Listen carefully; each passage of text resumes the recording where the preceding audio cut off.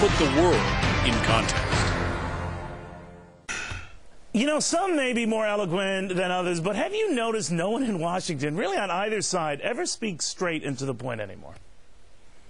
We should maintain a viable auto industry, but we should also make sure that any government assistance that's provided is designed is based on realistic assessments of what the auto market is going to be. In recent weeks, the federal government has taken extraordinary measures to address the challenges confronting our financial markets. Financial Services Committee in the House, the Banking Committee in the Senate will have hearings.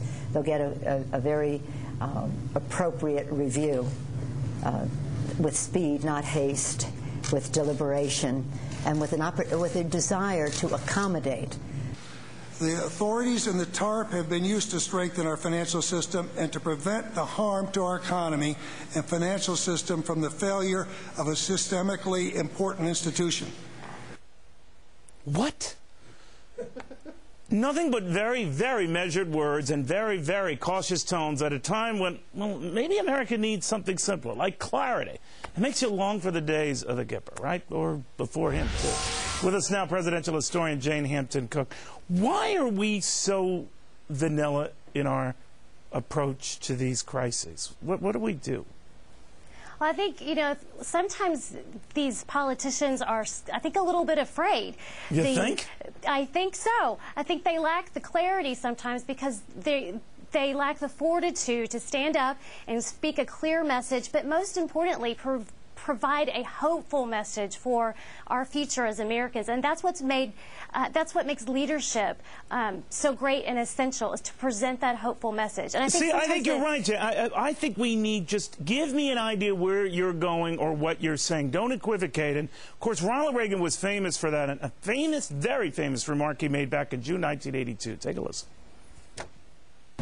To ignore the facts of history and the aggressive impulses of an evil empire, to simply call the arms race a giant misunderstanding, and thereby remove yourself from the struggle between right and wrong and good and evil. He called the Soviets for what they were, you know, and that was unequivocal. And all his aides, all his foreign policy guys were saying, no, no, no, no, no. I got that message. I think America got that message. I think the Soviets got that message. That's right. I mean, he was frank. He had the fortitude to be frank with the American people, but he didn't just leave the American people hanging. He had a solution, and his vision was a reduction in nuclear arms, with a hope and a vision for total elimination. So he had that vision, and what we're not seeing is the vision, the hope, the future, to lead Americans to a more hopeful bingo, the future. hope. And to prove they were fair and balanced, from the Democrats now, their hero, Franklin Roosevelt, at a crucial time in American history. Let's listen. The only thing we have to fear is fear itself. So he was kind of rallying the nation, just saying, get over your, self-pity thing, right? That's right, but he was also saying, he also said in that same speech, our nation will endure. We will not just endure, we will prosper.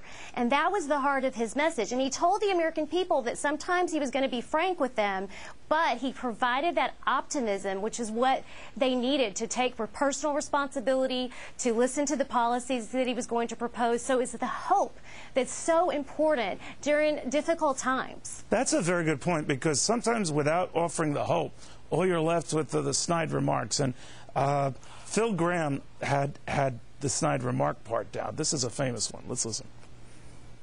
You just hear this constant whining, complaining about our loss of our competitiveness, America in decline. We've never been more dominant.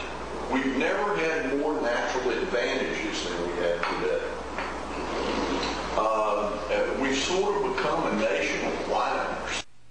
Now, there was actually some truth to what the senator was saying, that we're belly aching and trying to compare what we're going through the Great Depression, when people who genuinely could have whined back then did not, and what we had to whine about by comparison was smaller. But he didn't offer the hopeful part, right?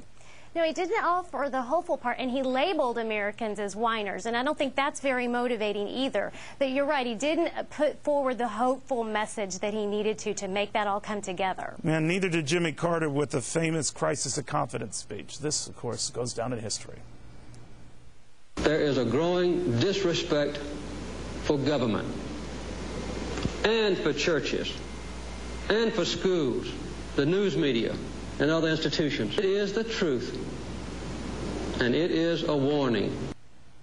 I remember that I was in college and I slashed my wrists back then.